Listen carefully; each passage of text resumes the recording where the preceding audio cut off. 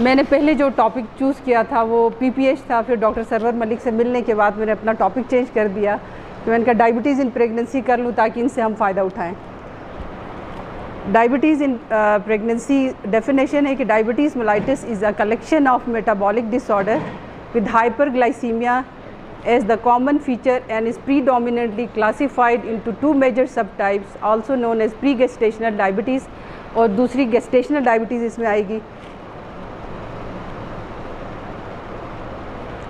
Type 1 is juvenile onset due to deficiency of insulin. Type 2 is maturity onset due to insulin resistance in later age and is associated with obesity and ethnicity. Gestational diabetes, any degree of glucose intolerance with onset or first recognition whether or not the condition persists after pregnancy. भले वो pre gestational हो, हमें नहीं पता, हमें अभी पता चला है प्रेगनेंसी में, तो हम उसको गेस्टेशनल डायबिटीज़ लेबल करेंगे। टाइप 1 हो, टाइप 2 हो या गेस्टेशनल हो, persistent hyperglycemia in any type will cause organ damage affecting eyes, kidneys, nerves and CVS. Pre-gestational या pre-existing diabetes mellitus is associated with a higher risk of poor obstetric outcome. Sir ये जो मैंने लिया है topic, इसकी RCOG guidelines और हमारी local SOGP guidelines से मैंने लिया हुआ है। कोई गलती निकालने से पहले मैं बताऊँ, मैंने सारी चीज़ें वहीं से ली हुई। Incidence in pregnancy 87.5% GDM, 7.5% type 1, 5% type 2। और अगर आउटसाइड प्रेगनेंसी देखें तो type 1 is 10% and type 2 is 90%. If only one parent is affected, type 1, the risk to the baby is 15%. If both parents are affected, then the risk is 75%. Carbohydrate metabolism, physiological क्या changes होती pregnancy में? There is hyperplasia of pancreatic islet cells which leads to doubling in insulin production in first trimester which results in increased fat deposition. ये कुदरती तौर पे अल्लाह ताला की तरफ से इंक्रीज़ हो जाता है ताकि ये फ़ैट जो प्रोडक्शन होती है लेटर थर्ड ट्राइमेस्टर में माँ इसको as free fatty acid for energy use करती है, तब ग्लूकोज की रिक्वायरमेंट बेबी के लिए बहुत ज़्यादा होती है, तो ये कुदरती तौर पे होता है। In third trimester, these fat deposits undergo lipolysis causing increased free fatty acid which are utilized by the mother as fetus का साइज़ इंक्रीज़ होता है, वो ग्लूकोज ज़्यादा रिक्वायर्ड होती है बच्चे के लिए। ये नॉर्मल प्रेगनेंसी में है कि फर्स्ट 2 ट्राइमेस्टर में सेंसिटिविटी इंक्रीज़ होती है, इसी फैट डेपोजिशन कराने के लिए कुदरती तौर पर सेंसिटिविटी इंक्रीज़ हो जाती है। और later 24 weeks onward due to pregnancy जो एक स्टेट है ना, डायबिटोजेनिक स्टेट है, प्लेसेंटल जो हार्मोन्स है, ह्यूमन प्लेसेंटल लैक्टोजन है, कॉर्टिजोल है, इस्ट्रोजन है, प्रोजेस्टेरॉन है, ये सारी चीज़ें फिर लेटर ऑन 24 वीक्स के बाद रेजिस्टेंस को इंक्रीज़ करा देते हैं। जब इंसुलिन की सेंसिटिविटी इंक्रीज़ हो जाती है, रेजिस्टेंस इंक्रीज़ हो जाता है, तो पोस्ट पेरेंडियल हाइपरग्लाइसीमिया हो जाएगा। इससे बच्चे को फ़ायदा होगा, जितना हाइपरग्लाइसीमिया माँ बच्चे को प्रोवाइड करेगी। ये है नॉर्मल प्रेगनेंसी, डायबिटिक नहीं है ये। अब जब अगर उसको डायबिटीज़ डेवलप हो जाता है तो वो अच्छा नॉर्मल में हाइपोग्लाइसीमिया होगा, मैटरनल फास्टिंग हाइपोग्लाइसीमिया। जब डायबिटीज़ में जाएगी तो मैटरनल हाइपरग्लाइसीमिया हो जाएगा। और फिर फर्स्ट ट्राइमेस्टर में मैंने ऊपर बता दिया कि इंक्रीज इंसुलिन की सेंसिटिविटी होती है वो थर्ड ट्राइमेस्टर में फ्री फैटी एसिड्स के लिए। Management of diabetes in pregnancy, pre conception counselling is very important, ख़ास तौर पे प्री गेस्टेशनल डायबिटीज़ में हमने मल्टी डिसिप्लिनरी टीम की इन्वॉल्वमेंट करनी है। ऑब्स्टेटिशियन, एंडोक्राइनोलॉजिस्ट, मिडवाइफ, न्यूट्रिशनिस्ट और nurses. With good preconception counseling, adjustment and treatment, we can reduce the risk of congenital malformation, but cannot totally exclude, हम नहीं कर सकते हैं। In pre-gestational diabetes, major congenital malformation, neural tube defects, sacral agenesis बहुत common है इसमें, cardiac defects, ventral septal defect बहुत common, इसका इंसिडेंस बहुत ज़्यादा होता है। जितना प्रेगनेंसी पुअर कंट्रोल होगी इतनी ये चीज़ें ज़्यादा हो जाएंगी। और हमारे पास बदकिस्मती से मरीज़ आता है ऑर्गेनोजेनेसिस के बाद, लेटर जब वो सब कुछ ख़राबी हो चुकी होती है उसके बाद पेशेंट हमारे पास आता है। To reduce these risk we have to check HbA1c before conception. अब टारगेट्स क्या है HbA1c के? 6.1 से 6.5 होना चाहिए। जितना HbA1c ज़्यादा होगा इतना कंजेनिटल एनोमलीज का रिस्क ज़्यादा हो जाएगा। अगर प्री कंसेप्शन में अगर कोई खुशकिस्मती से पेशेंट आई है किसी डॉक्टर के पास तो 8.5 से 9.5 है तो उसको भी, मेरा तो ख्याल है उसको अवॉइड करना चाहिए प्रेगनेंसी। लेकिन मेरे पास एक पेशेंट आई थी 11 HbA1c थी फर्स्ट ट्राइमेस्टर में उसकी, तो अगर 10 से ऊपर है तो उसको तो कहें मना कर दें, टोटल मना कर दें कि प्रेग्नेंट ना हो, प्री कंसेप्शन की बात हो रही है। 8.5 से 9.5 में 20 to 40% रिस्क है कंजेनिटल मैलफॉर्मेशंस का। Good control before pregnancy will improve outcome of pregnancy. इसमें कंजेनिटल मैलफॉर्मेशंस डिक्रीज़ हो जाएंगे, मिसकैरेजेस डिक्रीज़ हो जाएंगे, preterm labour, polyhydramnios, macrosomia, instrumental delivery, caesarean section, still birth and IUDs का रेट कम हो जाएगा। डाइट आपने डिस्कस करनी है, लो ग्लाइसीमिक इंडेक्स डाइट ले लें, हाई ग्लाइसीमिक फूड्स को अवॉइड करें। अगर कोई स्मोकर है तो स्मोकिंग कम कर दें या ख़त्म कर दें। पाकिस्तान के लिए या एशियंस के लिए BMI 27 है, बाहर के मुल्कों के लिए 30 kg है, उसको रिड्यूस करें। अगर पॉलीसिस्टिक डिजीज़ है उसको मैनेज करें। इसी प्री कंसेप्शन पीरियड में एंटीनेटल विजिट्स उसके साथ डिस्कस करें। Self monitoring of blood glucose उसको बताएं कैसे आपने खुद अपना चेक करना है, हॉस्पिटल में उसको सिखा के घर भिजवा दें। ग्लूकोमीटर से आपने कैसे चेक करना है। हाइपोग्लाइसीमिया की अवेयरनेस दे दें, अगर हाइपोग्लाइसीमिया ट्रीट हो गया है तो ट्रीट आपने कैसे करना है। उसके साथ स्वीट कैंडीज़ उसके हर वक्त अवेलेबल होने चाहिए। कॉम्प्लिकेशन ऑफ डायबिटीज़ मेलाइटिस पहले ही डिस्कस कर लें अगर आती है तो। 5 मिलीग्राम फोलिक एसिड प्री कंसेप्टली आपने स्टार्ट करनी है और 12 वीक्स ऑफ प्रेगनेंसी तक जाना है। मेडिकेशन, अगर हाइपरटेंशन की पेशेंट है, मेडिकेशन वो ACE पे है, ARBs पे है तो उसको लेबेटालॉल मेथाइल डोपा पे स्विच कर दें। स्टैटिन्स ले रही हैं तो उसको स्टॉप कर दें। अगर ओरल हाइपोग्लाइसीमिक एजेंट्स मेटफॉर्मिन या ग्लाइबेनकेलेमाइड है तो कंटिन्यू कर सकती है, अगर इसके अलावा है तो वो बंद कर दें। लो डोज एस्प्रिन स्टार्ट कर दें। अगर पेशेंट अनवेल फील कर रहा है या हाइपरग्लाइसीमिक होता है प्रेगनेंसी में, उसको कीटोन टेस्टिंग, जैसे यूरिन एल्ब्यूमिन हम टेस्ट करते हैं वैसे कीटोन टेस्टिंग का बता दें।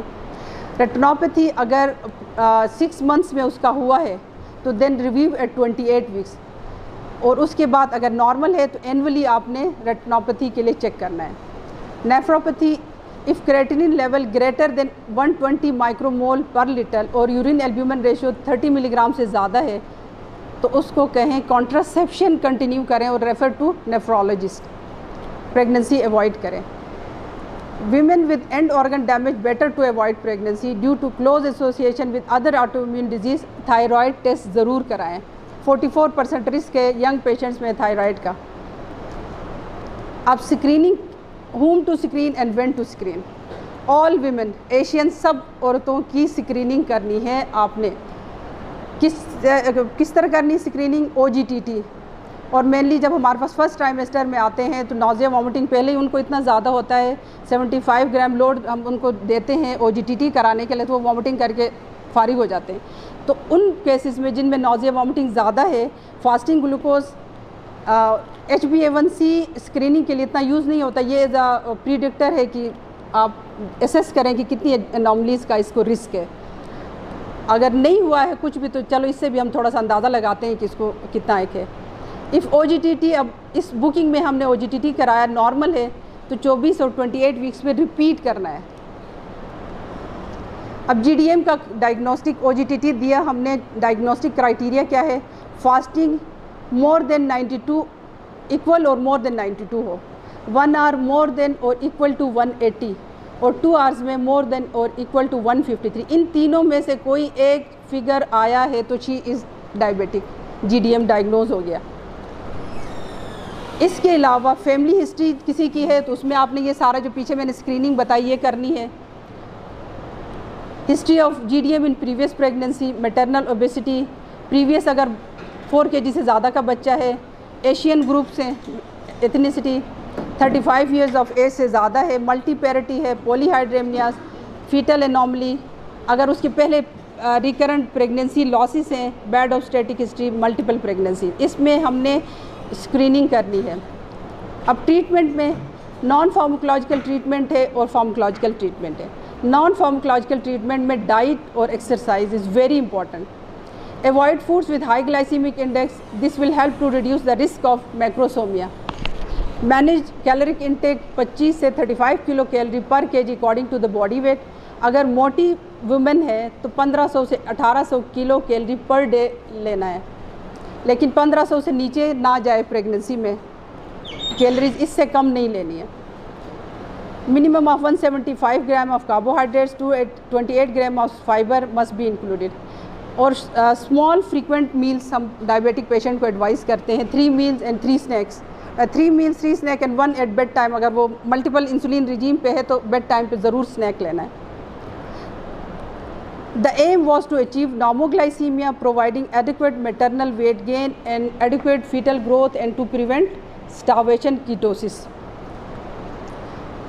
नॉन फार्माकोलॉजिकल में दूसरा exercise and physical activity. Women with diabetes mellitus should be encouraged to be as active as possible throughout the day. Recommendations क्या हैं?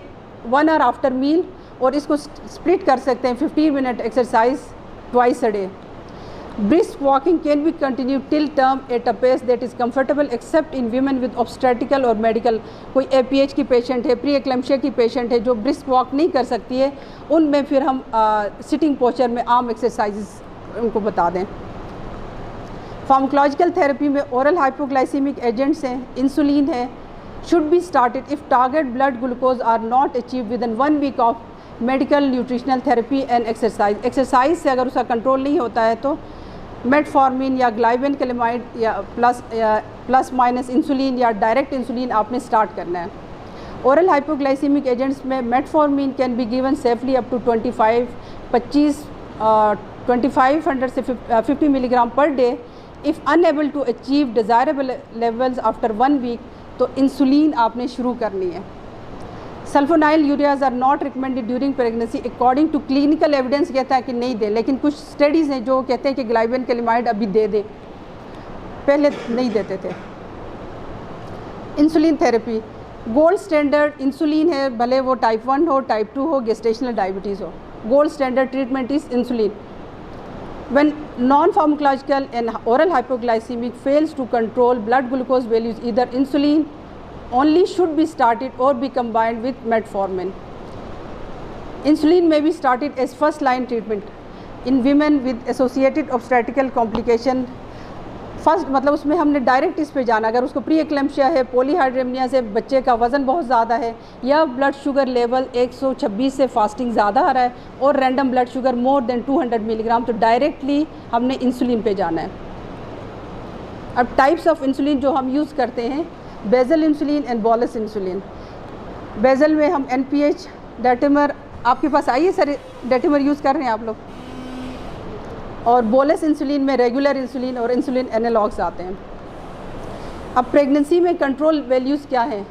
Fasting blood sugar less than 95 होना चाहिए, 1 hour postprandial less than 140, और 2 hours हम mostly 2 hours को follow करते हैं fasting, और 2 आवर्स को हम करते हैं, ये लेस देन 115 होना चाहिए। अब डोज कैलकुलेशन कैसे करनी है? फर्स्ट ट्राइमेस्टर में बिलो 13 वीक्स आपने 0.6 units into wait unit insulin शुरू करनी है। अगर एक पेशेंट का 60 kg वेट है तो 6 यूनिट्स और 60 आप उससे मल्टीप्लाई करें जितना टोटल डोज बनता है।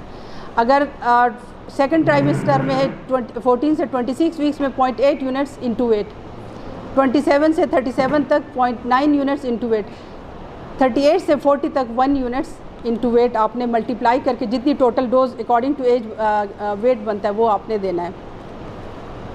अब इसमें एक फार्मूला है जो कैसे आप डोज कैलकुलेट करोगे। अगर एक पेशेंट है 60 kg उसका बॉडी वेट है एट टर्म, जैसे हमने पीछे कहा कि टर्म पे हम उसको 1 यूनिट पर kg के हिसाब से देना है, तो अब 60 kg की पेशेंट है टर्म पे तो उसकी टोटल डोज बनेगी 60 यूनिट्स। अब इस 60 यूनिट्स को हमने स्प्लिट करना है मॉर्निंग डोज में और इवनिंग डोज में। 60 यूनिट्स में से मॉर्निंग में 2/3 होगा जो 40 बनता है, इवनिंग में 1/3 देना है जो 20 यूनिट्स बनते हैं। अब जो मॉर्निंग डोज है ये जो 2/3 वाली है, इसको फर्दर हमने स्प्लिट करना है 40 यूनिट्स को, 1/3 ऑफ रेगुलर इंसुलिन और 2/3 NPH करना है इसमें। 40 यूनिट्स को 2/3 NPH 1/3 रेगुलर, और जो इवनिंग की डोज है वो 20 यूनिट्स बन रही है, वो हाफ रेगुलर हाफ NPH, इस तरह करके हमने इसको कैलकुलेट करना है। ये एक वो डोज कैलकुलेशन, टोटल इंसुलिन की जितनी भी डोज आई है, मॉर्निंग में 2/3, इवनिंग में 1/3, 40 और 20 हो गया इधर। अब 40 को हमने 2/3 1/3 रेगुलर है, 2/3 NPH है, और इवनिंग में जो 20 यूनिट्स बने थे उसको हमने हाफ हाफ करना है, 10 यूनिट्स ईच बन जाएगा। टाइट्रेशन कैसे करनी, अब हमने इंसुलिन पे डाल दिया पेशेंट को, तो 48 से 72 आवर्स के बाद हमने उसके ब्लड लेवल्स करने, शुगर लेवल्स करने।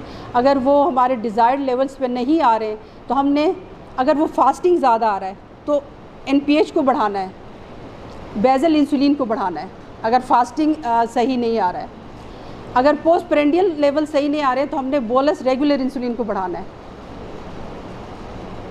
अब एंटीनेटल केयर का कैसे करना है, बुकिंग अप टू 12 वीक्स तक आप बुक कर लें पेशेंट को। अगर आपके पास बुकिंग प्री कंसेप्शन काउंसलिंग के नहीं आई पेशेंट, तो पीछे जितनी मैंने प्री कंसेप्शन काउंसलिंग आपको बताई वो सारी की सारी आपने उधर इसको बताना है 12 वीक्स पे। फॉलिक एसिड शुरू करें, एस्प्रिन शुरू करें, डाइट सही करें, सेल्फ मॉनिटरिंग सीखे, वेट कम करें, ये सारी चीज़ें पीछे जो प्री कंसेप्शन काउंसलिंग में हम पूरा बता चुके हूँ, वो सारा आपने इधर उसको रिवाइज़ करना है, बताना है, क्योंकि हमारे पास तो प्री कंसेप्शन में आते नहीं, अब कंसेप्शन के बाद ही आते हैं। टारगेट लेवल्स ये होने चाहिए, और ये सारे हाइपोग्लाइसीमिया की अवेयरनेस, फॉलिक एसिड, अगर वो मेडिकेशंस कॉन्ट्राइंडिकेटेड हैं तो वो बंद करवा दें। ये सारी चीज़ें आपने बुकिंग विज़िट पे उसको बताना है।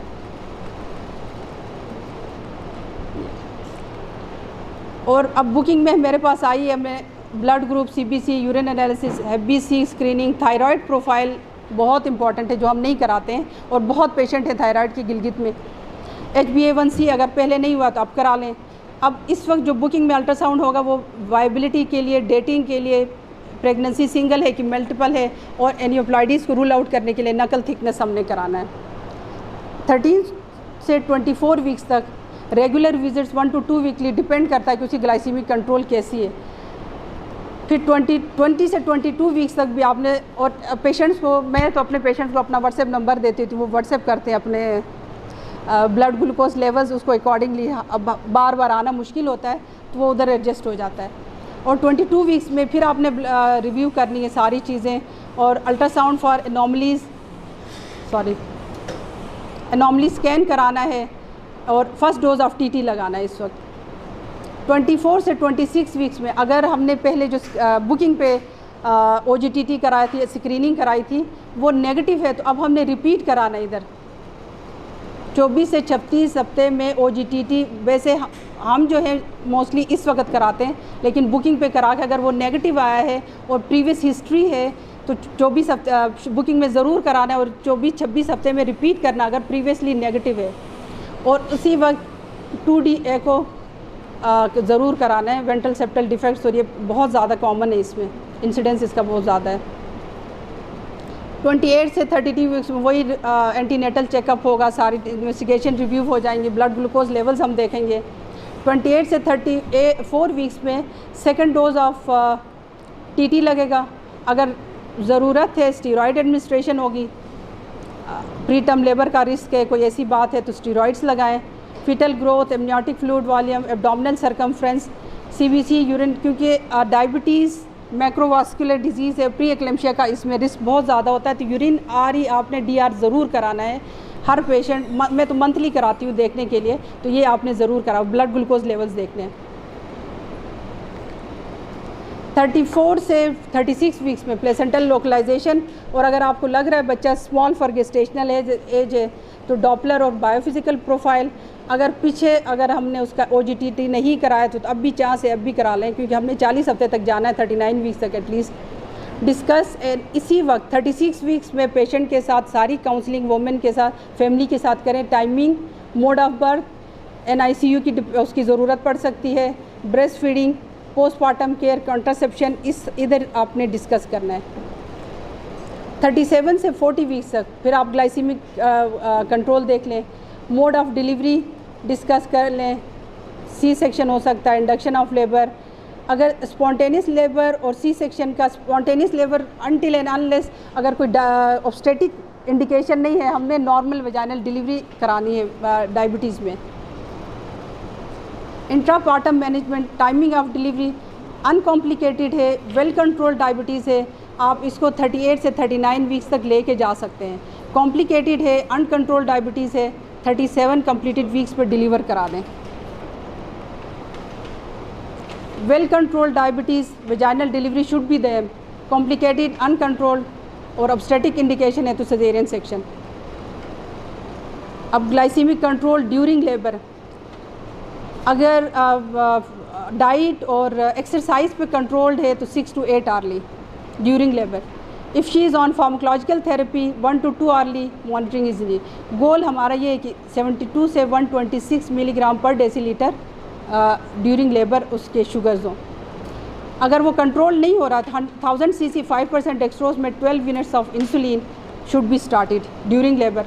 और उस साइड पे नहीं लगाएं जहाँ पे ऑगमेंटेशन चल रही है, सिंटो चल रही है, उस दूसरी साइड से आपने ये देना है।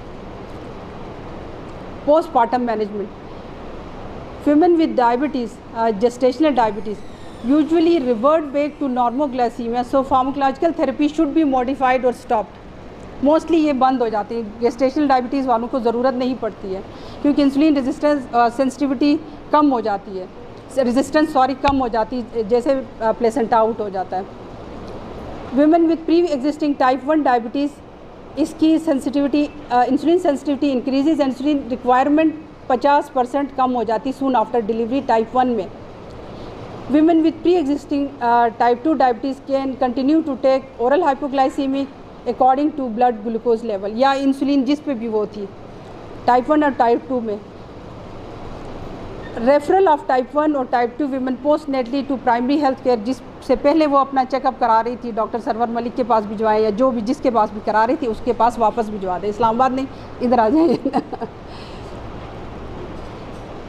Frequency of blood glucose monitoring after birth, women on metformin and low dose aspirin should continue low dose insulin should continue blood glucose monitoring, fasting and 2 hours post meal for next 42 to 72 hours। ये normal अगर deliver हुई है तो अब आपने fasting 2 our post मील 3 दिन करना है। अगर उसका सिजेरियन हुआ है तो 4 to 6 hourly till oral food is allowed and 2 hours post prandial आपने करना है। Counselling of women and family regarding, अब पोस्टपार्टम पीरियड में भी उसकी अगली प्रेगनेंसी के लिए भी आपने यहीं से काउंसलिंग करके भिजवानी क्योंकि दोबारा हो सकता है ना आए। तो डाइट, लाइफस्टाइल मॉडिफिकेशन, ओबेसिटी के बारे में। 6 वीक्स अगर गेस्टेशनल डायबिटीज़ है तो 6 वीक्स पोस्टपार्टम से लेकर 12 वीक्स पोस्टपार्टम तक OGTT रिपीट करना है, ये देखने के लिए कि कहीं वो टाइप 2 में ना गई हो, ठीक है, या टाइप 1 ना थी उसकी जो हमें डायग्नोज नहीं थी। Make sure type 2 diabetes can be avoided if precautionary measures taken. Must be cautioned if non-compliant.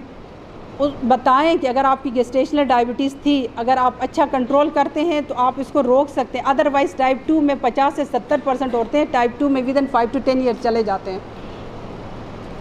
Due to 25% risk of autoimmune disease, thyroid profile आपने ज़रूर कराना है। Diabetic mothers are prone to infection, इसको देखना है, which can be avoided with proper hygiene and glycemic control. Regarding methods of contraception to achieve good physical health and optimal glycemic control between pregnancy, सारे contraceptives advice ले सकती है patient diabetic except oestrogen. Oestrogen postpartum में आपने नहीं देना, to DVT का risk ज़्यादा हो जाता है तो वो नहीं देना, बाकी वो सारे यूज़ कर सकती है। Mother should be educated regarding breastfeeding as it reduces obesity and reduces chances of type 2 diabetes. Breastfeeding must be started immediately after birth and be given at interval of 2 to 3 hours. Neonatal care चला गया doctor Jiya. Newborn blood glucose must be checked within 30 minutes of birth by heel prick. एम हमारा 30, ये मेरी guidelines कहती हैं, अब doctor जिया क्या कहते हैं मुझे नहीं पता, 36 to 40 milligram per decilitre. Continue blood glucose every after 4 hours and if below 18 milligram per decilitre then treat hypoglycaemia intravenously with dextrose. इसको प्रिवेंट करने के लिए हम जो जोर एंटीनेटली देते हैं, इंट्रापार्टम बहुत ज़रूरी है, शुगर्स कंट्रोल हो टू प्रिवेंट पोस्टपार्टम हाइपोग्लाइसीमिया, मतलब बच्चे को, क्योंकि माँ की ग्लूकोज ज़्यादा होगी बच्चे में ट्रांसफ़र होगी, बच्चा इंसुलिन सिक्रीट करेगा, पोस्ट नेटली उसको हाइपोग्लाइसीमिया का रिस्क बहुत ज़्यादा हो जाता है। If symptomatic newborn CBC, bilirubin, calcium, magnesium should be done. Admit in NICU till they maintain blood glucose level up to 46.8 milligram per deciliter. Diabetes mellitus and fetal complication क्या, बहुत size का बड़ा बच्चा 5-6 kg के बच्चे देखें, caesarean section का rate ज़्यादा होता है। मैक्रोसोमिया की वजह से traumatic vaginal birth, shoulder dystocia, clavicle fracture, injury to brachial plexus, increase congenital heart defects, neural tube defects, preterm labour, pregnancy loss. अगर पेशेंट प्री टर्म लेबर बहुत common है डायबिटिक में, पॉलीहाइड्रेमिया की वजह से शुगर कंट्रोल नहीं हो रही है, आईयूडी ना हो जाए, हम प्री टर्म अक्सर डिलीवर कराते हैं, उसमें आपने स्टीरॉइड्स कॉन्ट्राइंडिकेटेड नहीं है, आपने स्टीरॉइड्स देने। लेकिन कुछ हमारी गाइडलाइंस ये कहती है कि आप स्टीरॉइड्स एक दिन जब स्टीरॉइड शुरू करते हैं उससे एक दिन पहले इंसुलिन की डोज बढ़ा दें, या आप स्लाइडिंग स्केल में उसको डाल दें और ब्लड शुगर चेक करते हुए स्टीरॉइड डिवाइडेड डोजेज में स्टीरॉइड्स लगा दें। अगर प्री टर्म है magnesium sulphate for neuro protection, अब मैग्नीशियम लेस देन 34-32 वीक्स है तो न्यूरो प्रोटेक्शन के लिए मैग्नीशियम सल्फेट दे दें। इन दोनों को देने के लिए टाइम लेने के लिए आप टोकोलिसिस ले सकते हैं। और टोकोलिटिक्स में आप calcium channel blockers, beta mimetics avoid करनी चाहिए, नहीं देना है डायबिटीज़ में। Thank you.